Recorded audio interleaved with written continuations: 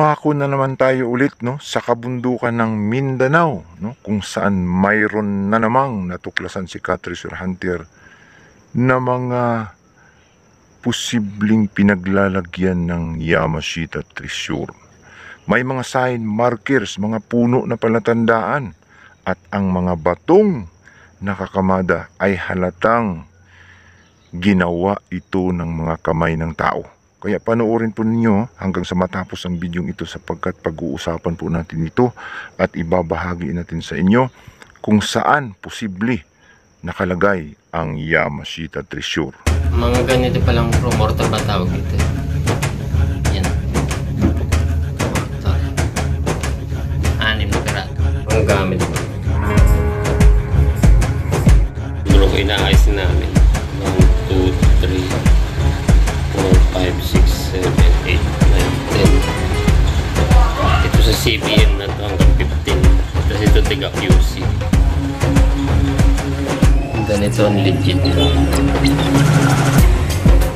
gold. Ayan, legit. Ilat siya niya. Magaspang.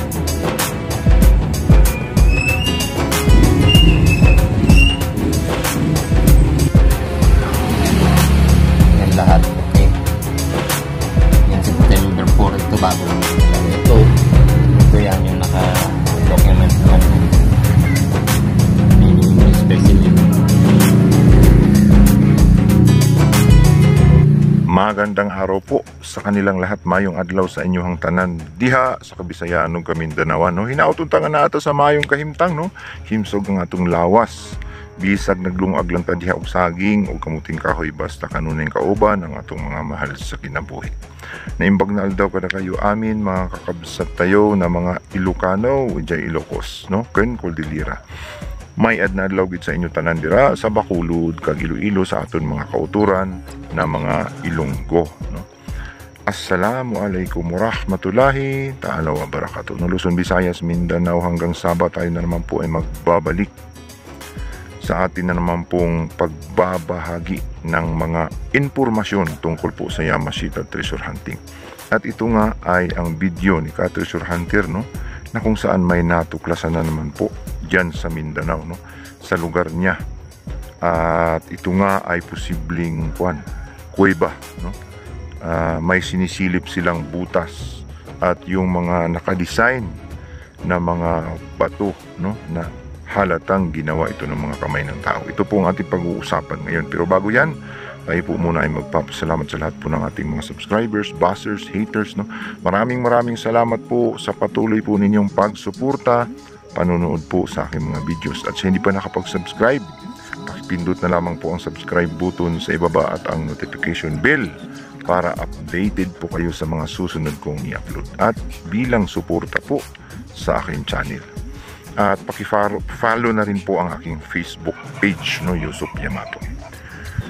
So magbabalik na naman po tayo sa mga nagbabagang impormasyon tungkol po sa mga tungkol po sa Yamashita Treasure Hunting. Ito po ay ang video ng isa po sa treasure hunter na nakadiscovery dyan po sa Mindanao, sa kabundukan ng Mindanao. At posibleng ito ay sa Lanao, Marawi, sapagkat ang salita po ay Maranao. At alam natin napakaraming treasure dyan, banda sa Mindanao, Zamboanga, Basilan, Marawi, sa kabundukan, Surigao, North Cotabato, Bukidnon, dyan po sa may Iligan, Davao, Zamboanga. Yung malaking parte ng Zamboanga ay napuno ng mga Japanese Imperial Army noong Second World War.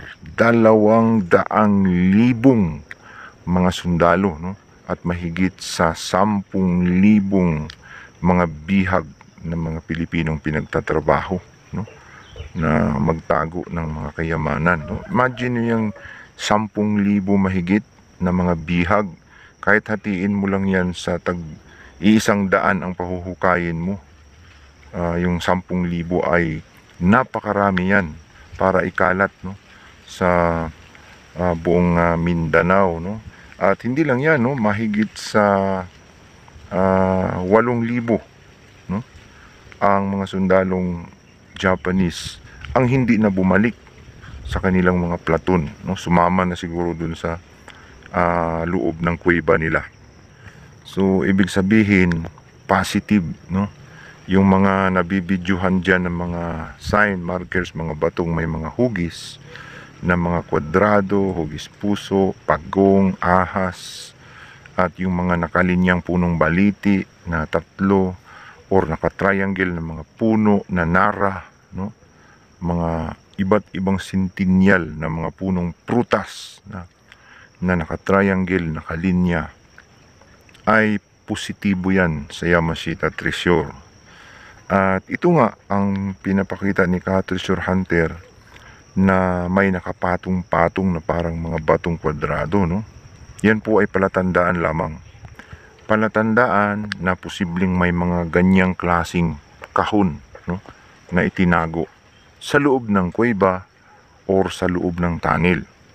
Yan po ay ayon sa makikita nating mga disenyo, no, sa mga bato na may mga design na parang squares, no, kwadrado, mga boxes, no, posibleng loaded ng mga kayamanan itong mga ganitong klaseng design. So makikita natin na mayroon silang pinaplaslightan, no, na parang butas. May butas sa ilalim, may entrance na doon sa may batong dalawa, parang entrance, may butas, no? At posibleng yun ay lagusan lamang. Maaring yun ang entrance doon, no? At posibleng malawak ang ginawa ng mga Hapon sa ilalim. Kasi makikita natin sa design ng mga bato, no, na parang napagkampuhan ito, napagkutaan ito. At maaring napakaraming mga sign markers sa paligid nito. So diskubrihin ito, napakahirap lang diskubrihin itong mga ganitong klaseng kuweba kasi posibleng pinamamahayan ito ng mga malalaking sawa, no? Malalaking ahas, no? Mga makakamandag na mga hayop, no, na posibleng yun ang magiging kalaban sa mga treasure hunter na pumapasok doon. Subalit ganun pa man ay may chance pa rin na pwedeng ma-recover ito kung malakas talaga ang loob ng mga treasure hunter, kumplito sa gamit, no, kumplito sa suit, may mga kagamitan na pangontra sa mga ahas o pangontra sa mga makakamandag na mga hayop na ito. So yun nga, makikita natin nun na ito ay posibleng positive, no? Ang hanapin lamang nila dito ay yung entrance, pinaka-pintuan, pasukan. At kung makapasok ay pwedeng diskubrihin sa loob. Mag-ingat lamang sa mga ganitong klaseng mga pasukan, no? Sapagkat may traps talaga yan. Posibleng bomba or poison gas, no? Mga poison na pwedeng magbigay panganib sa mga treasure hunter. Mayroon talaga yan, mayroon at mayroong mga panganib sa loob. At kapansin-pansin din ito pong punong baliti, no? Makikita natin sa video sa kanan na parang sentinel na itong punong baliti. Kung ito ay 3, distansya mula dyan ang Yamashita Treasure, sapagkat may nakuha na pong ganito sa Tanay Rizal na nakalinyang punong baliti, no? 50 meters mula po doon sa nakalinyang punong baliti, northeast mula sa mga sign, no? May naka-triangle na punong kawayan, then nakalinyang punong baliti, no? Distansya po mula sa mga puno na yon ay 50 meters. So itong kanyang ipinakitang video ay may punong baliti pero hindi natin alam kung ilang piraso ito, no? So kung isa lang ito ay sa ilalim ng punong baliti, no, ay may sikreto. Posibleng nandoon ang sentro ng kuweba. Kasi ayon po sa recovery operation na atin pong na-research, no, na ang mga nag-iisang puno na sentinel kadalasan ay may sikreto sa ilalim kapag ito ay positive sa Yamashita Treasure, no? Yung mga sign markers may mga kasama sa paligid, no? May mga palatandaan na triangles, no, squares, heart shapes, at nagtuturo pa ilalim, may mga arrow, turo pa ilalim, ay posibleng may space sa ilalim ng punong baliti, no. Ang nakakatakot lang kapag may mga punong baliti, no, ay ito pong mga hindi nakikitang nilalang, kasi siguradong binabahayan ito ng mga inkantado, no. Yun po ang pinakakalaban ng mga treasure hunter. Sa maniwala kahit sa hindi totoo po talaga ang mga hindi nakikitang nilalang, yan po ay pwedeng makapanakit sa mga tao, no. May kakayahan po sila, may katawan po ang ibang mga hindi nakikitang nilalang, no. Kagaya example sa may teachers camp Baguio City, na dyan nagpapakita talaga ng live ang babaeng mahaba ang buhok hanggang tuhod, no, na kapag yung titingnan ay may damit talaga siya, no, at yung damit niya lumang-luma, na kung saan hindi talaga camera tricks o hindi talaga mata lang, kundi physically may anyo at may katawan itong mga ibang mga hindi nakikitang nilalang, no. Saksi po ako dyan kasi ako ay nakarinig ng iyak ng babaeng sobrang lakas, no, kami lang ang nakakarinig. At maraming nakakakita ng mga kakilala kong sundalo, no, na hindi basta-bastang maniniwala yon, hinabol pa ng babae na yon. Kaya huwag kayong magsasabing parang baliw, no, totoo talaga ito. Hindi kasi ibig sabihin na totoo ito ay susunod tayo dito. Ibig sabihin, totoong may mga nilikha, no, ang ating buong may kapal, ang ating Panginoon, na mga hindi kagaya sa atin, may mga nilalang pa, no, sa planeta natin na 7 balot, no, at may 7 mga hindi nakikitang mga nilikha, no, na hindi natin alam kung ano-anong mga itsura, no. Kaya sinasabi ng scientist ng mga UFO daw. Pero kung basihan natin yung nakalagay sa scriptures ng Quran, ay kumpleto yun, no. Nandyan po ang mga nilalang ng Panginoon natin. Continuation ng Bible dapat ito, no, na dapat malaman ng mga tao. Kaya lang one-sided kasi yung ibang tao, pag nalaman nila na itong Bible, ayaw na nilang magbasa ng kung ano-anong mga kasulatan. Ang Bible at ang Quran ay magkadugtong yan, no. Missing link ng Bible ang Quran. Mas authentic ang Quran kaysa sa Bible, no. Sira na kasi ang Bible sa mga iba't ibang humawak nito noong unang panahon. Pero ang Quran hanggang sa ngayon ay authentic ito, no. Isa lang naman ang Panginoon natin, hindi naman 4, hindi 3. Kaya yung nakalagay sa Quran, sa kasulatan na may mga nilikha, may mga nilalang, yan po ang kalaban natin, no, sa treasure hunting. Kasi totoo, talagang legit 100% ito, no. So napunta na tayo doon, no. So ito pong kanilang site, no, ay yun, yung puno na yun, yung baliti, no. Doon maghalughog, then yung butas na yun doon na sinusilip-silip nila, yung entrance ay mag-ingat, no, sapagkat karaniwang ang entrance doon inilalagay ang patibong, no, sa entrance, at doon po sa pinaglalagyan ng treasure ay walang mga patibong ayon sa mga nakakahukay, no. Distansya kasi gumagapang pa sila entrance ito, lagyan patibong papunta sa malayo, then wala nang patibong doon sa tapat ng treasure, no. Pwedeng poison na lang yung ipinapahid or inilalagay. Yun ang mga binahagi ng ating pong mga katresor na mga nakadali na, no. So yun po, yan po ang napakagandang video niya. Yan po ang ating analyzation na possible, positive ito, at ito pong punong baliti, no. Yun po ang target na hahalughugin, no. Doon maghahanap, no. Yun po ang ating analyze. No? Sa mga magagaling dyan, pwede po kayo magdagdag ng inyong komento sa inyo pong analyzation tungkol po dito. No? Kung ano pong masasabi ninyo. At sa lahat po ng gusto palang magpadala ng inyong mga videos, no? Yung mga nakahukay, huwag nyong lagyan ng mukha nyo, huwag nyong lagyan ng address nyo, pwede nyong i-share, no? At atin pong ipopost ito, atin pong ibablog, no? Para po makapagbigay ng encouragement, no? Para po maengganyo o magkaroon ng idea yung iba po nating mga kababayan na mahilig sa Yamashita treasure hunting.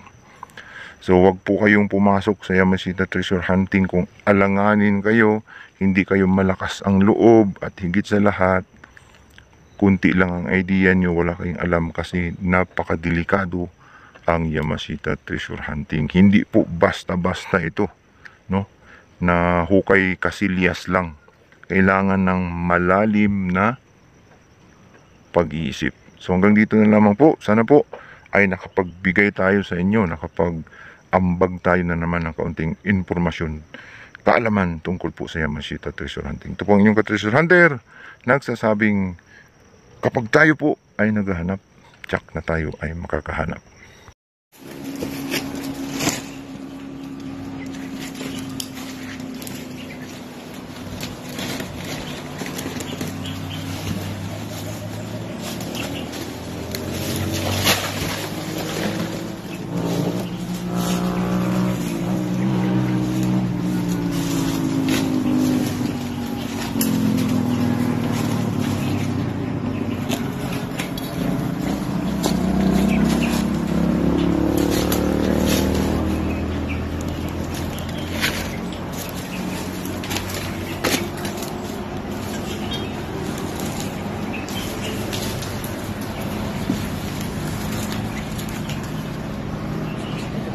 Flashlight ka, Briggs.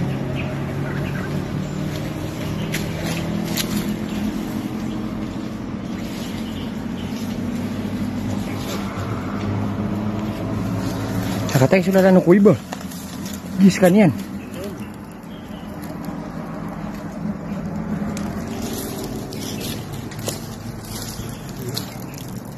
Ngayon yung paslitan tanong.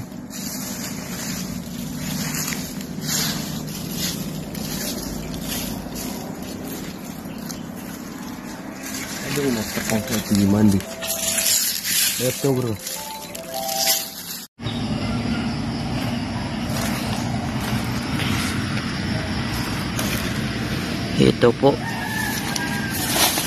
Ito po ang bato na to, seryoso. Dito po sa ibaba ng dig site ko. Kasi may arrowhead po kasi dito. Kung titingnan po natin, ito po,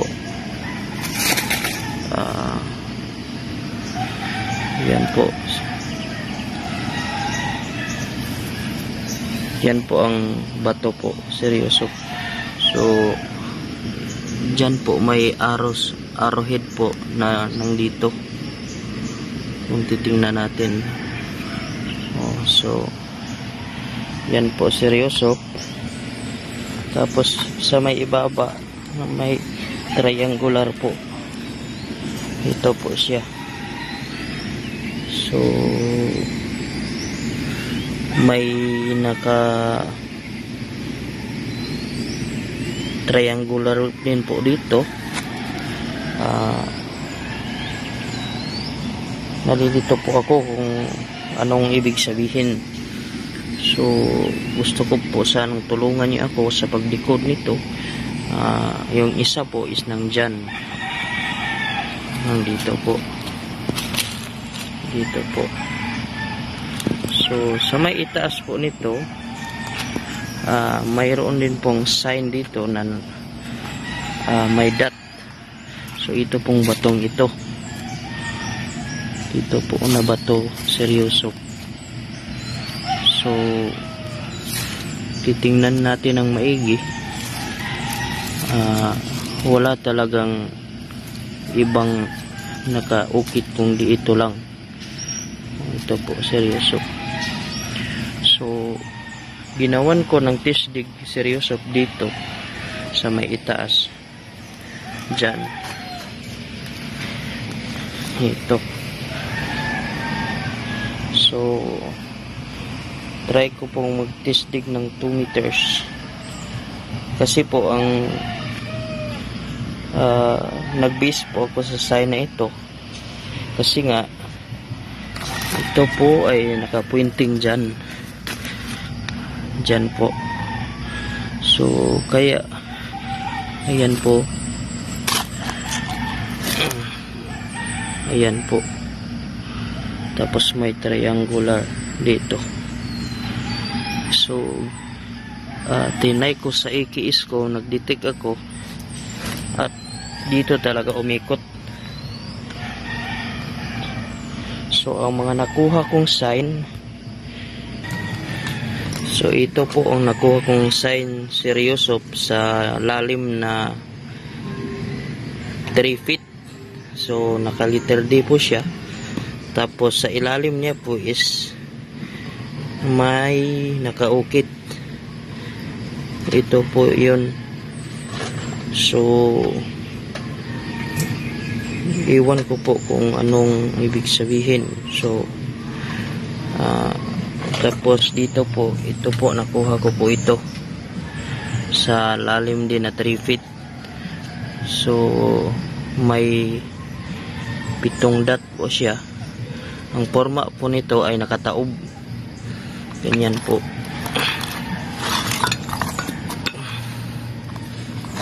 Ganyan po. Tapos dito po sa may gilid may parang para po siyang ibang kulay na parang iwan ko kung anong forma nito, parang arrowhead. Nakataob po ito, seryoso ganyan.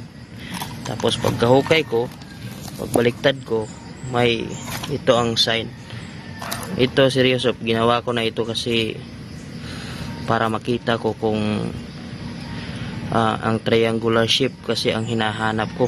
Kaya nga trinay ko ihiukit ng ganito kasi nga pormang-porma siya. So yan lang po, seryoso. Sana po matulungan niyo ako mag-decode po nito. Salamat po.